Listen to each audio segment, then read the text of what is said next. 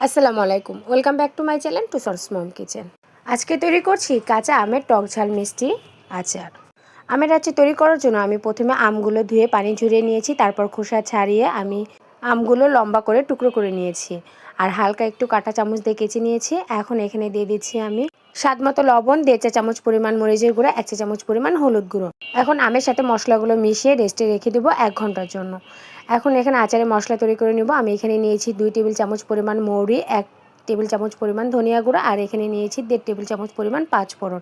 সব কিছু হালকা একটু ভেজে নিয়ে গুঁড়ো করে নেব। আমি চুলায় আবারও একটি হাঁড়ি বসিয়ে এখানে দিয়ে দিচ্ছি 2 কাপ পরিমাণ সরিষার তেল আর দিয়েছি হাফ কাপের একটু বেশি হবে আমি রসুন কুচি। সামান্য একটু তেলে রসুনগুলো ভেজে নিব। এখন দিয়ে দিচ্ছি 10-12টির মতো শুকনো মরিচ, 2-3টি তেজপাতা, কিছু আস্ত গোটা গরম মশলা আর দিয়েছি 1 চা চামচ পরিমাণ আস্ত পাঁচফোড়ন। হালকা একটু ভেজে নিয়ে যে আমগুলো মেখে রেখেছিলাম সেগুলো দিয়ে দিচ্ছি। আমগুলো দিয়ে হালকা কিছুক্ষণ আমি এটা ভেজে নিব তেলের সাথে। আজকে কিন্তু আমি প্রায় 3 কেজির উপরে আমের আচার তৈরি করছি। আমার এখানে প্রায় 3.25 কেজির মতো আম আছে। 2-3 মিনিট তেলের সাথে আমগুলো ভেজে নেওয়ার পর আমের কালারটা যখন একটু চেঞ্জ হয়ে আসবে ওই পর্যায়ে আমি এখানে দিয়ে দিচ্ছি 3 কাপ পরিমাণ চিনি। আপনাদের টেস্ট অনুপাতে চিনিটা কমিয়ে বাড়িয়ে নিতে পারেন। কিছুক্ষণ পর আস্তে আস্তে দেখবেন চিনিগুলো প্রায় গলে আসবে। পুরোপুরি যখন চিনিটা গলে আসবে ওই পর্যায়ে আমি দিয়ে দেব 1.5 চা চামচ পরিমাণ ভাজা জিরার গুঁড়ো।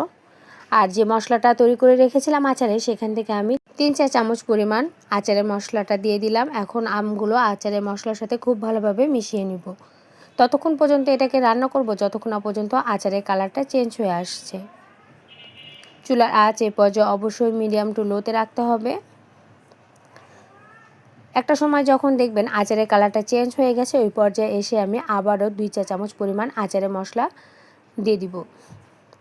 চেষ্টা করবেন শেষের দিকে আবার একটু আচারের মশলা দিতে, এতে আচারের টেস্ট খুব ভালো আসে, খেতে অসম্ভব মজার হয়। আচারের মশলাটা দিয়ে আমের সাথে আবারও খুব ভালোভাবে মিশিয়ে আমি 3 থেকে 4 মিনিট এটাকে ভেজে নিব। যখন দেখবেন আপনার পছন্দের কালার চলে এসেছে তখন চুলা থেকে নামিয়ে ঠান্ডা হলে পরিবেশন করুন। ব্যাস তৈরি হয়ে গেলো অসম্ভব মজাদার কাঁচা আমের টক ঝাল মিষ্টি আচার। আশা করি আজকের রেসিপিটি ভালো লেগেছে। ভালো লাগলে লাইক, কমেন্ট এবং শেয়ার করবেন আর আমার চ্যানেলটাকে সাবস্ক্রাইব করুন। আর যারা পেজ থেকে দেখছেন পেজটাকে ফলো দিয়ে রাখবেন।